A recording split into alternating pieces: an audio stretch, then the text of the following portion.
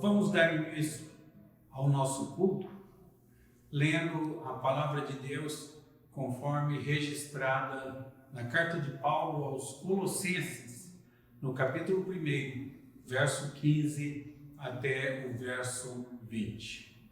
Carta de Paulo aos Colossenses, capítulo 1, versos 15 a 20. Nos diz assim a palavra de Deus. Este é a imagem do Deus invisível, o primogênito de toda a criação, pois nele foram criadas todas as coisas nos céus e sobre a terra, as visíveis e as invisíveis, sejam tronos, sejam soberanias, quer principados, quer potestades. Tudo foi criado por meio dele e para ele. Ele é antes de todas as coisas. Nele tudo subsiste. Ele é a cabeça do corpo da igreja. Ele é o princípio, o primogênito de entre os mortos, para em todas as coisas ter a primazia. Porque aprouve a Deus que nele residisse toda a plenitude, e que, havendo feito a paz pelo sangue da sua cruz, por meio dele, reconciliasse consigo mesmo todas as coisas, quer sobre a terra, quer nos céus. Assim temos lido a palavra de Deus. Oramos para que ele a inscreva em nosso coração, para que não pequemos contra ele. Quero convidá-lo neste instante a orar, confessando os nossos pecados. Oremos ao Senhor. Senhor, nosso Deus e Pai, ao olhar para a tua beleza, santidade, majestade e pureza, olhamos também para nós e só enxergamos pecado e maldade em nós. Pecamos em nossas atitudes, pecamos com nossas palavras, pecamos com os nossos pensamentos, pecamos pelas nossas ações e pecamos por nossas omissões. Claramente, Senhor, não somos adequados para comparecer à tua presença. Mesmo assim, nos aproximamos de ti, mas o fazemos pelos méritos exclusivos de Jesus Cristo. Confessamos os nossos pecados e renovamos nossos propósitos de fidelidade a ti, pois nós oramos em nome de Jesus. Vamos, neste instante, entoar a Deus o hino de número 275 do nosso inário Novo Cântico. Hino de número 275.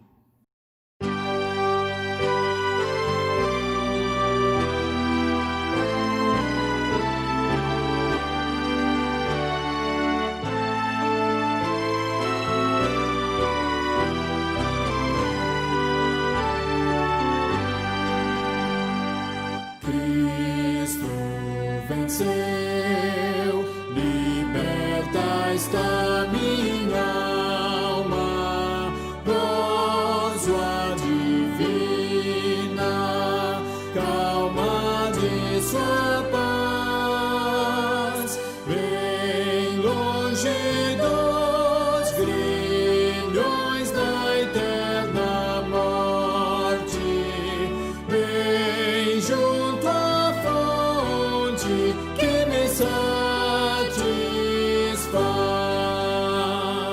Cristo venceu, meu coração se abre ao resplendor da soberana luz, e claridade inunda minha vida, e formosura veste minha cruz.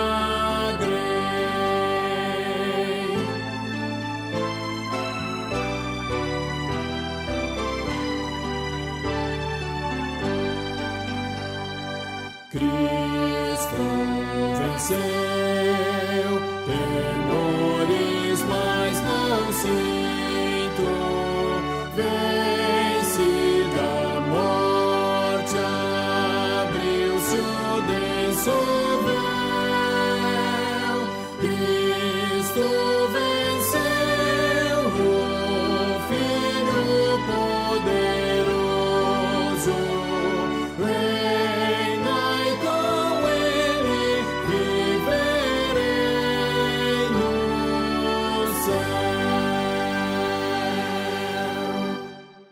Quero convidá-lo a orar, intercedendo em favor da igreja, em favor do mundo que sofre com uma pandemia e em favor do nosso país que passa por uma crise política sem precedentes. Oremos ao Senhor. Ó Deus, em cuja presença nos encontramos, chegamos diante de Ti para derramar o nosso coração e para dizer que não temos a quem recorrer senão a Ti. Tu sabes que a Tua igreja se encontra privada de suas reuniões presenciais e da comunhão com os irmãos. Assim, queremos suplicar que Tu abençoes o Teu povo, fazendo de cada lar um templo e uma escola. Um templo em que o Teu nome seja glorificado e cultuado. Uma escola em que a Tua palavra seja estudada, aprendida e ensinada. Senhor, queremos suplicar em favor do mundo que sofre com o novo coronavírus. Pedimos em favor dos cientistas para que sejam iluminados por Ti na produção de uma vacina eficaz. Pedimos em favor daqueles que trabalham em pesquisa, buscando medicamentos que contenham essa pandemia. Pedimos em favor dos médicos, enfermeiros e daqueles que trabalham em hospitais na linha de frente do combate ao Covid-19. Pedimos em favor das famílias enlutadas e pedimos em favor dos desempregados. Senhor, suplicamos em favor do nosso país que sofre essa crise política tão escandalosa. Pedimos em favor dos vereadores, prefeitos, deputados estaduais, governadores, deputados federais, senadores, do presidente da República e seus ministros e do sistema judiciário. Rogamos que inclines o coração de nossos líderes para que decidam coisas boas para o nosso país e para que assim o Teu povo viva em paz. Pedimos isso em nome de Jesus. Amém.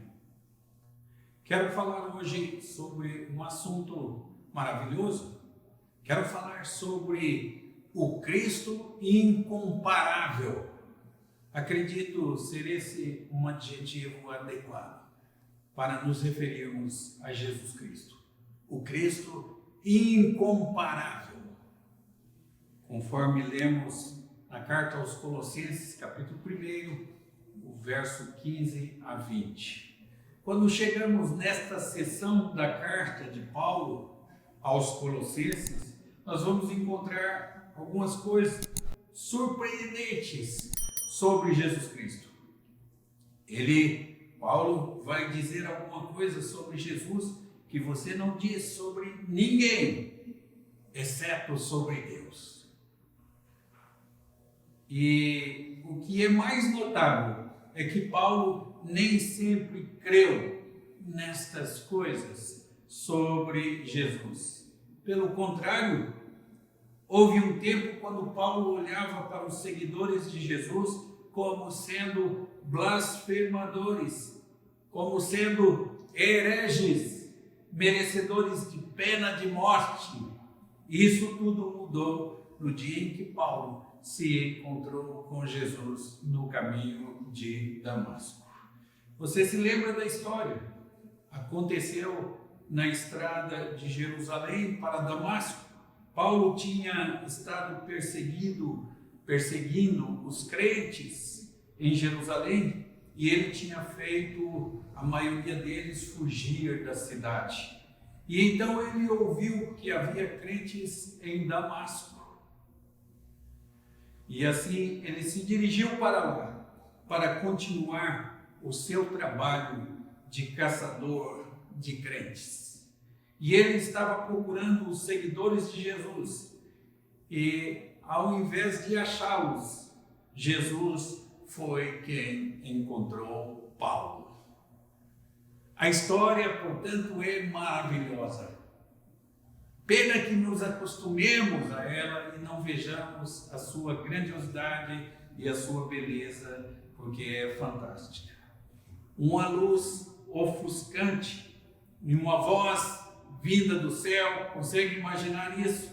Fizeram o caçador de crentes ajoelhar-se, e não para ser destruído, mas para ser convertido em talvez o maior missionário crente já conhecido. Paulo passou por uma troca de valores completa quando reconheceu a verdadeira identidade de Jesus de Nazaré. Essa identidade será apresentada nesses versículos lidos. Esta passagem pode ser dividida em duas partes claras aí. A primeira trabalha com Cristo e a sua relação com a criação. E a segunda lida com a obra de Cristo na redenção.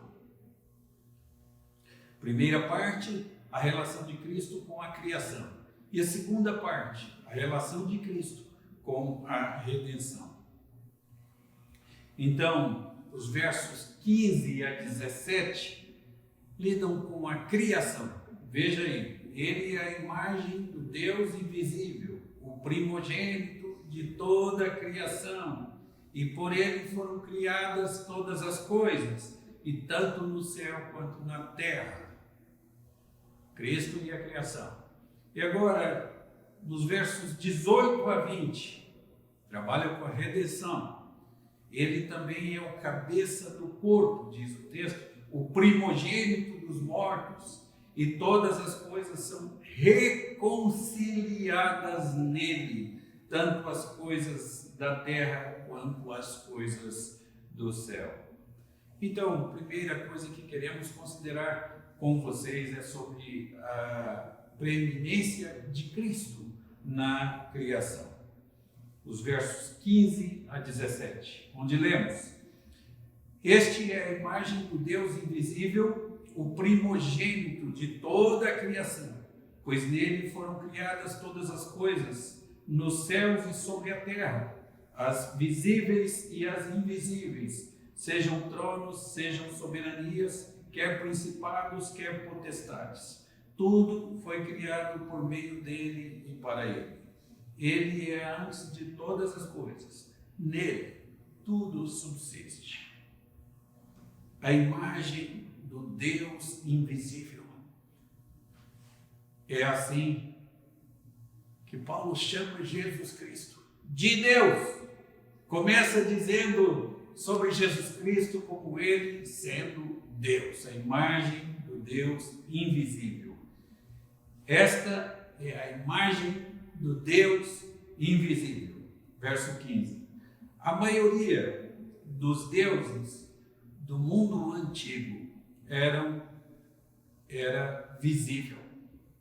Você ia a um templo e você via um ídolo e você orava aquele ídolo. Diferente disso, o verdadeiro Deus é invisível.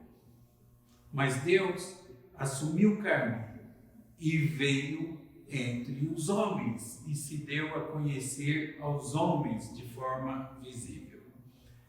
Vários tipos de literatura fictícia, trabalham com a ideia de invisibilidade. Um livro escrito em 1897 trata, em forma de romance, de ficção, sobre um possível ser invisível. E embora ele fosse invisível, a imagem dele ainda podia ser vista.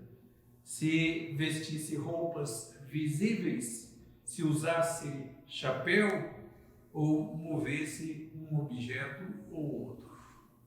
E embora ele fosse invisível, ele podia deixar uma imagem visível.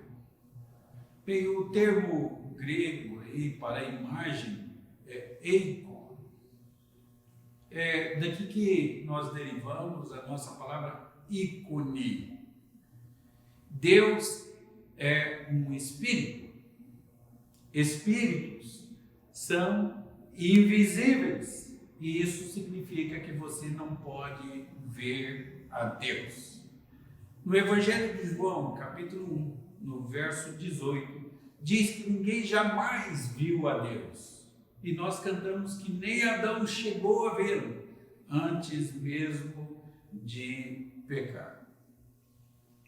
Agora, em João 1,18 diz que Jesus o revelou a nós. O Deus invisível foi revelado a nós. Quando você olha para Jesus, o que você vê é a imagem do Deus invisível.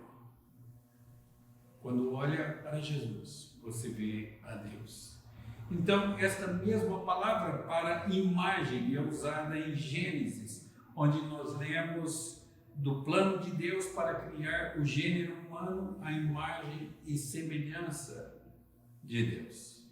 Na verdade, a Septuaginta, a tradução do Antigo Testamento para o Novo, na língua grega, para a língua grega, usa a mesma palavra grega que aparece aqui para descrever como o homem foi feito, à imagem de Deus. E é por essa razão que Paulo, em outro lugar, se refere a Jesus como o último Adão. Primeira carta aos Coríntios, capítulo 15, verso 45. Por que ele faz isso? Considere aí. O primeiro Adão foi criado à imagem de Deus. Foi criado no sexto dia como o ponto mais alto da criação. Foi colocado em um jardim onde foi tentado e caiu em pecado. E por causa do seu pecado, ele foi expulso da presença de Deus. Como Paulo chama, o último Adão é a imagem do Deus invisível. Ele ocupa um cargo de destaque sobre toda a criação, porque todas as coisas foram feitas por ele. Ele foi tentado em um jardim do Getsemane. E então, ele foi pagar a pena por nossos pecados. E por causa de sua obediência, nós temos acesso à presença de Deus. Então ele venceu. E quando nós cremos nele, nós também somos vencedores. Moisés estava na presença de Deus e Moisés pediu o seguinte: mostra-me a tua glória. E Felipe pediu algo bem parecido quando pediu a Jesus que mostrasse o Pai. No Evangelho de João, no capítulo 14, considerem, nos versos 8 e 10, replicou-lhe Filipe: Senhor, mostra-nos o Pai, e isso nos basta. Disse-lhe Jesus: Filipe, há tanto tempo estou convosco, e não me tens conhecido. Quem me vê a mim, vê o Pai. Como dizes tu, mostra-nos o Pai? Não crês que eu estou no Pai e que o Pai está em mim? As palavras que eu vos digo, não as digo por mim mesmo, mas o Pai que permanece em mim faz as suas obras. Que maravilha! Essa declaração tão enfática, tão clara de que Jesus é Deus. O Jesus incomparável. Termos são atribuídos a Jesus que só podem ser atribuídos a Deus. Este é o meu Deus, é o nosso Senhor, é o nosso Salvador, é aquele que cuida de nós, que morreu em nosso lugar, que nos acompanha em todo o tempo, que nos livra pelo seu poder que nos dá a salvação tão preciosa e tão cara para nós. Então, quando você olhava para Jesus, você conseguia ver claramente a impressão do Pai. Ele não só comunica quem é Deus, ele é a própria comunicação de Deus. Ele está no Pai e o Pai está nele. Há um sentido em que nós também trazemos a impressão de Deus. Eu tenho dito que nós somos cartas vivas de Jesus. E nós somos a única Bíblia que muita gente vai ler durante toda a vida. Nós nascemos com esta imagem. É uma imagem limitada e é uma imagem refletida. É a imagem que o Criador estampou em sua criação. Nós poderíamos descrever isso talvez como um autorretrato. Não é igual à coisa real, é verdade. Isso é bastante diferente de Cristo, que é a imagem de Deus. Cristo é a imagem de Deus. Ele traz a imagem de Deus, não por causa de uma imagem imposta ou criada, mas pela sua natureza e pelo poder nele existentes, pelo poder eterno nele existentes. E é por isso que os estudiosos fazem uma distinção correta entre os atributos comunicáveis de Deus e os atributos incomunicáveis. Esses atributos que são passados a meras criaturas e os atributos que só são achados no Criador, em Jesus Cristo. Então, isso é maravilhoso. Jesus é incomparável. Com essa limitação nossa em vista, nós podemos afirmar com as Escrituras que compartilhamos a imagem de Deus. Nós podemos afirmar que somos a imagem de Deus. Esteja certo de que é uma imagem afetada pelo pecado, pela quebra.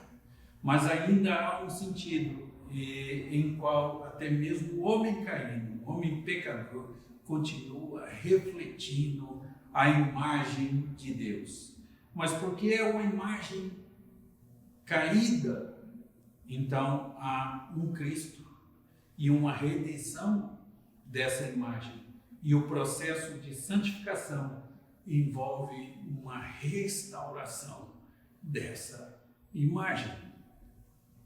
Quando nós chegamos a Colossenses capítulo 3, versos 9 e 10, Paulo vai advertir a não mentir um ao outro, dizendo o seguinte: não mintais uns aos outros, uma vez que vos despistes do velho homem com os seus feitos, e vos revestistes do novo homem que se refaz para o pleno conhecimento, segundo a imagem daquele que o criou. O trabalho de santificação em nossa vida envolve nosso ser moldado à imagem de Deus. É um privilégio indizível. Somos transformados pelo Espírito Santo, cada dia mais, em uma imagem perfeita de Deus. E as pessoas então não vão enxergar a Deus, porque Ele é invisível. Se elas querem conhecer a Deus, o máximo que elas podem ver é você, que é a imagem de Deus. A segunda carta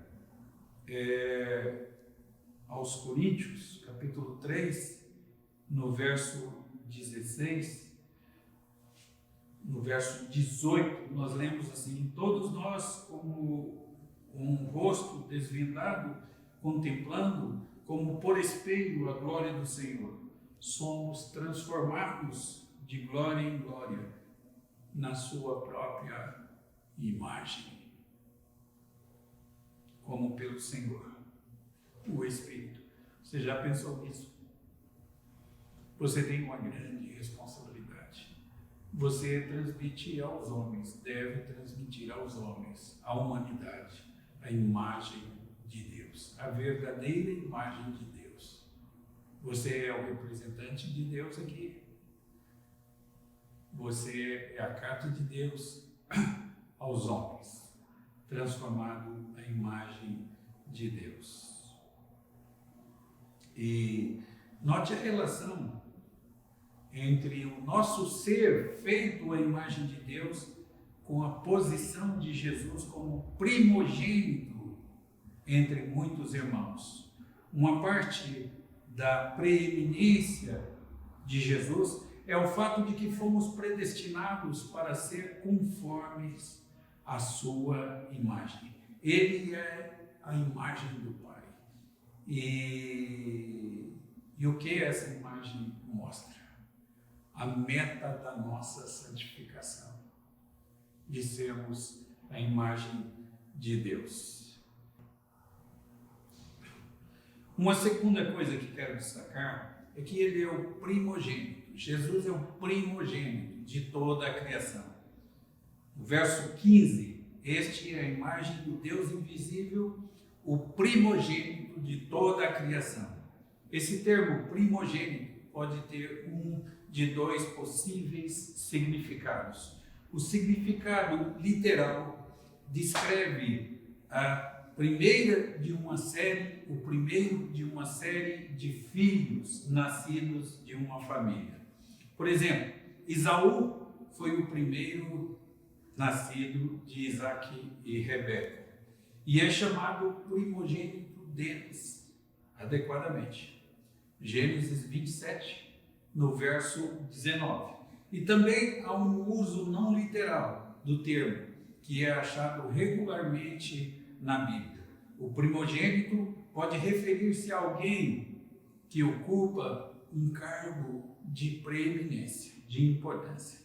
Esse uso pode ser visto em vários exemplos da palavra de Deus.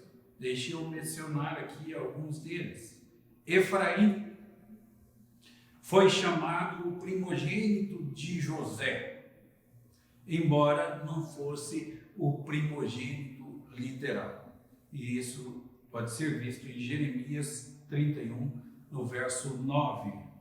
Salomão foi descrito como o primogênito de Davi, embora não fosse o primogênito literal, conforme se lê no Salmo 89, no verso 27. Deus diz em Êxodo, por exemplo, capítulo 4, no verso 22, Israel é meu filho, meu primogênito.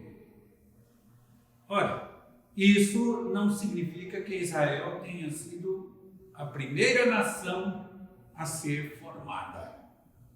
Significa que Israel ocupava um lugar especial de preeminência no coração de Deus. E descrevendo as devastações da doença que sofreu, Jó, no capítulo 18, no verso 13, fala de como o primogênito da morte devorava os membros de uma pessoa. O texto hebraico de Isaías, livro do profeta Isaías, capítulo 14, verso 30, fala de como o primogênito do pobre será alimentado. Reconhecidamente, isso é uma figura de linguagem que significa aqueles que são mais necessitados de ajudas.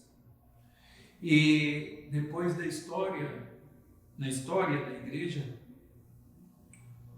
Policarpo, o velho, se refere, por exemplo, ao herege Marcion como o primogênito de Satanás.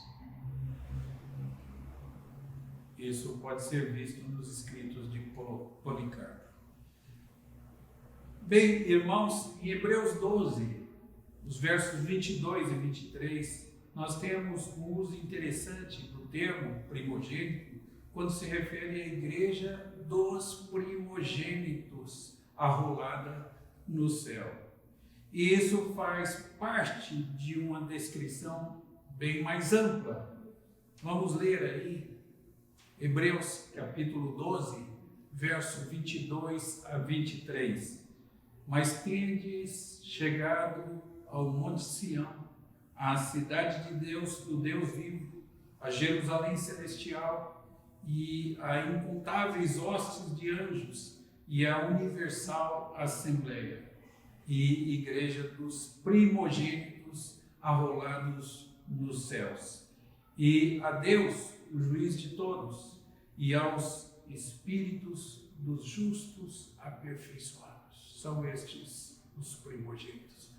Nós somos os primogênitos de Deus nesse sentido, a igreja de Cristo. São inúmeros os nossos privilégios, tão grandes que são impagáveis. A única coisa que podemos fazer é dedicar a Deus o nosso coração inteiro, a nossa gratidão eterna, o nosso louvor para sempre, pelo que Ele é e pelo que Ele fez no incomparável Jesus por nós. Então, como você pode notar, esse termo primogênitos está no plural. E ele fala daqueles que são os primogênitos, aí em Hebreus. É uma descrição da igreja. Nós somos os primogênitos que compartilhamos uma porção daquela herança que pertence a Jesus Cristo. Jesus Cristo é Filho de Deus. Nós somos filhos de Deus. Jesus Cristo é eterno. Nós temos vida eterna. Jesus Cristo é herdeiro do Pai. Nós somos co-herdeiro com Ele. Jesus Cristo está na presença do Pai. Nós viveremos eternamente na presença do Pai. No mundo antigo, o primogênito ocupava sempre a posição de preeminência. E ele recebia a herança. E recebia uma porção dobrada nessa herança. E ele era o filho número 1. E o que vemos aqui é que Jesus é o preeminente primogênito sobre toda a criação. O Criador de todas as coisas, como você pode ver no verso 16 de Colossenses 1. Pois nele foram criadas todas as coisas, nos céus e sobre a terra, as visíveis e as invisíveis, sejam tronos, sejam principados, sejam soberanias, quer principados, quer potestades. Tudo foi criado por meio dele e para ele. Tem aí uma conjunção explicativa traduzida por pois, e ela serve para introduzir a razão pela qual Jesus tem a posição de primogenitura. E vai nos dizer por que Jesus é considerado preeminente. Antes que qualquer coisa fosse criada, Cristo já existia. João abriu o registro do seu evangelho com esta mensagem: no princípio era a palavra. A palavra estava com Deus e a palavra era Deus. Ele prossegue e identifica a palavra como aquele que se tornou carne e habitou entre nós. No verso 14 de João, capítulo 1. E foi por Cristo que todas as coisas foram criadas. Quando Paulo fala dele criando todas as coisas, ele quer que você esteja muito seguro e consciente de que você entenda que não há nenhuma exceção. Paulo quer que você entenda que tudo que existe foi criado por Jesus Cristo. Tudo que há no céu e tudo que há na terra. Tudo aquilo que é visível e tudo que é invisível. Tudo aquilo que tem poder foi criado por Deus. Então, o sustentador de todas as coisas é o incomparável Jesus Cristo. No verso 17 diz assim: Ele é antes de todas as coisas, nele tudo subsiste. O incomparável Jesus Cristo, em quem todas as coisas existem. Cristo não só criou todas as coisas, ele também sustenta todas as coisas. O trabalho dele na criação é tanto passado quanto presente e quanto futuro. Ele criou no passado e ele sustenta no presente. E ele redime de forma definitiva no futuro. Cristo é tudo para nós. Por isso, nós temos no Evangelho de João, no capítulo 15, no verso 5, sem mim nada podeis fazer. Então veremos a obra de Cristo na redenção, agora nos versos 18 a 20, da carta aos Colossenses, capítulo 1. Ele diz assim: Ele é o cabeça do corpo da igreja. Ele é o princípio, o primogênito de entre os mortos, para em todas as coisas ter a primazia.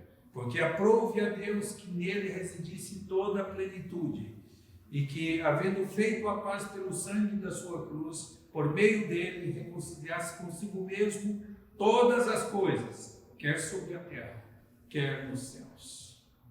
Paulo vai agora da obra de Jesus Cristo na criação para o papel de Jesus Cristo na redenção, na nossa salvação, como o cabeça da igreja. Embora este seja um papel bastante distintivo, ele será apresentado, ao menos em parte, usando palavras e frases que já foram usadas nos versos 15 a 17, para descrever o papel de Cristo na criação. O incomparável Cristo na criação e o incomparável Jesus Cristo na salvação.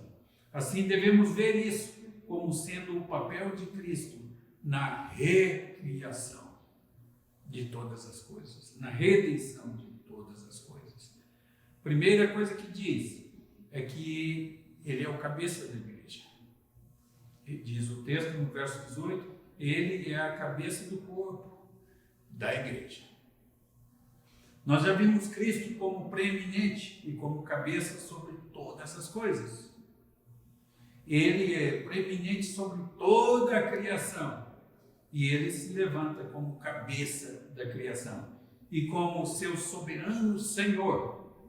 Agora nós vemos que ele possui uma relação semelhante com a igreja. Ele é a cabeça da igreja.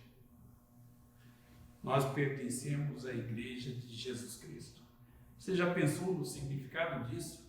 De pertencer à igreja de Jesus Cristo? Ele é o cabeça da igreja. Ele é o Senhor da igreja. Ele é o principal da igreja. Ele é o líder da igreja. E ele está na igreja. O corpo de Cristo, portanto, é um organismo. É um corpo vivo. Ele é o cabeça. E isso aponta para ele tanto como a sua procedência, indicando a sua procedência, como também como o líder da igreja, aquele que conduz a igreja. E ele é o primogênito dos mortos. No verso 18, diz assim: ele é o princípio, o primogênito de entre os mortos.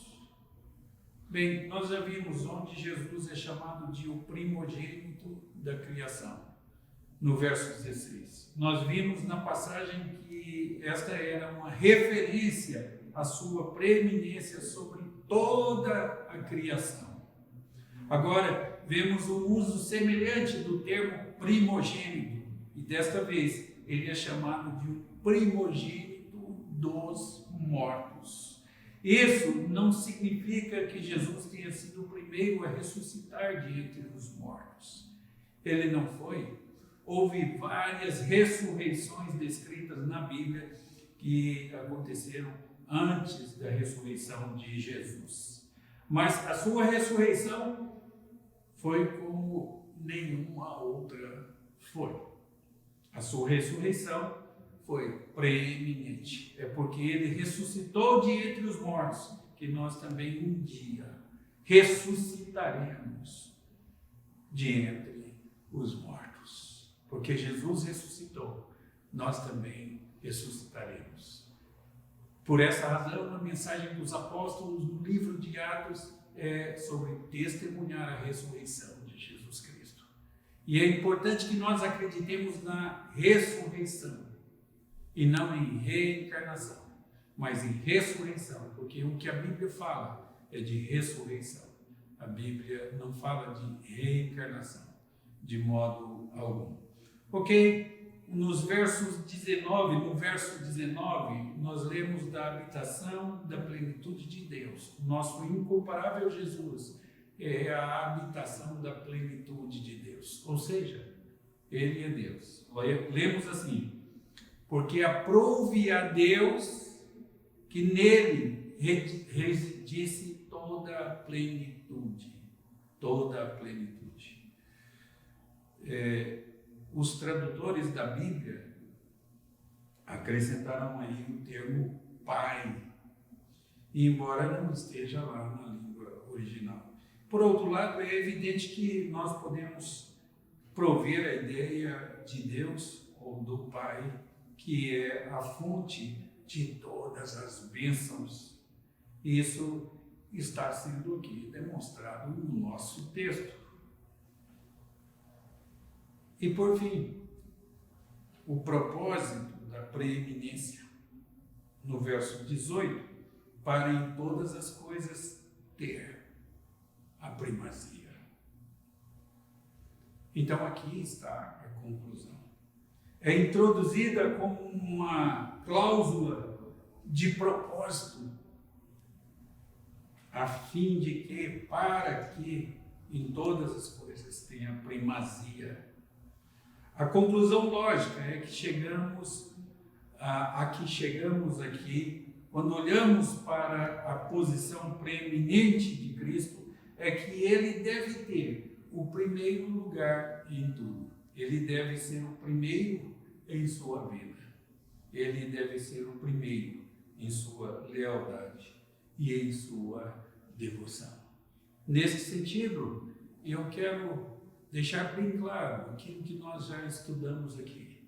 Ele não é a coisa mais importante. Ele é a única coisa importante. Deus não é Deus de prioridade. Deus é Deus de exclusividade. A minha alma disse ao Senhor, disse o salmista: Tu és o meu Senhor, e outro bem não possuo, senão a Ti somente. O incomparável Jesus é tudo para nós. E vivo não mais eu, disse o apóstolo Paulo, mas Cristo vive em mim. E o viver que agora vivo na carne, vivo na fé do Filho de Deus. Cristo é tudo para nós. Não há vida sem Cristo. Sem Cristo, nada podemos fazer. Nós somos povo de propriedade exclusiva de Deus. Nós somos a imagem de Deus que os homens podem ver. Então, vivamos como tal. Deus nos abençoe. Em resposta ao que acabamos de ouvir, da mensagem do Senhor, vamos orar a Deus mais uma vez. Oremos. Ó Deus, em cuja presença nos encontramos, estamos vivendo tempos tão difíceis. Somos impedidos de nossas reuniões presenciais por conta da pandemia existente. Nossas igrejas são bombardeadas com mensagens de falsos mestres e nosso país com uma crise política tão escandalosa. Pedimos forças vindas de Ti, para que suportemos as provas deste final de tempos e para que permaneçamos firmes contra os ataques dos falsos mestres. Pedimos isso em nome de Jesus. Amém. Neste instante, vamos entoar a Deus o hino de número 277 do nosso Inário Novo Cântico.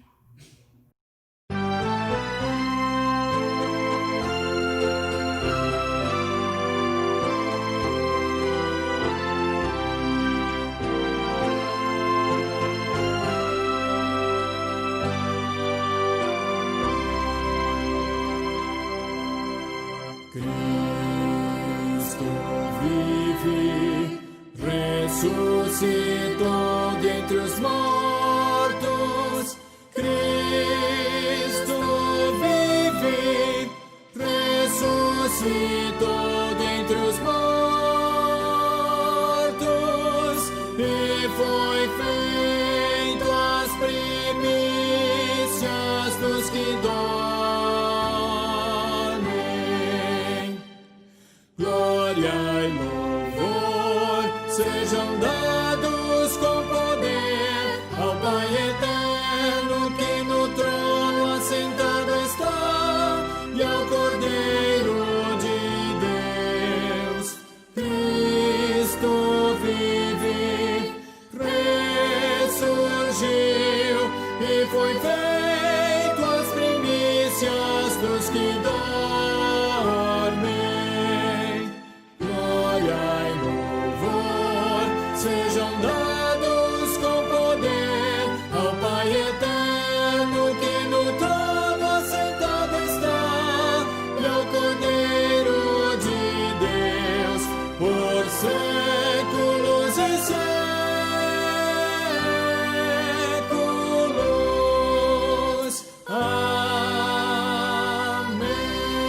Amém. Recebei a bênção. Que a graça de nosso Senhor Jesus Cristo, o amor de Deus, o nosso Pai, o poder, a comunhão e os ensinos do Espírito Santo estejam com vocês e com todo o povo de Deus espalhado pela face da terra, hoje e pelos séculos dos séculos. Amém.